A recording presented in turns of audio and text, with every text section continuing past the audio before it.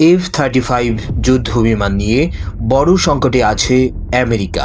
আমেরিকার সবচেয়ে আধুনিক স্টেলথ ফাইটার জেট F-35 নিয়ে নতুন করে বড় উদ্বেগ তৈরি হয়েছে। সরকারি এক নতুন রিপোর্টে বলা হয়েছে, যুক্তরাষ্ট্রের এই যুদ্ধ বিমান বহরের বড় একটি অংশই পুরোপুরি মিশন পরিচালনায় সক্ষম নয়।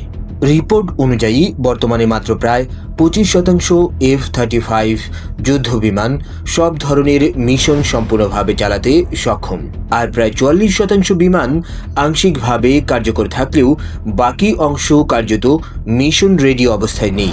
অর্থাৎ যে কোনো সময় 4টি বিমানের মধ্যে 3টি আংশিক বা সম্পূর্ণ অচল অবস্থায় থাকতে পারে। 2021 সালের পর থেকে এই বহর 450 থেকে বেড়ে 800 এরও বেশি হয়েছে। কিন্তু সংখ্যা বাড়লেও সমস্যা কমেনি, বরং আরও জটিল হয়েছে। সফটওয়্যার আপডেট দেরি, খুচরা যন্ত্রাংশের ঘাটতি এবং রক্ষণাবেক্ষণে দীর্ঘদিনের চাপ এখন বড় বাধা হয়ে দাঁড়িয়েছে। বিশেষজ্ঞদের মতে সবচেয়ে উদ্বেগের বিষয় হলো রক্ষণাবেক্ষণ ব্যবস্থার ধীরে ধীরে দুর্বল হয়ে পড়া। মরিচা ও যন্ত্রাংশ ঘাটতির মতো সমস্যাও বহরের কার্যক্ষমতা কমিয়ে দিচ্ছে।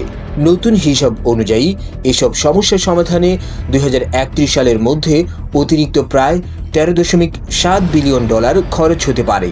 তবে আশঙ্কা করা হচ্ছে বড় বিনিয়োগ সত্ত্বেও স্বল্প মেয়াদে পরিস্থিতির উন্নতি নাও হতে পারে।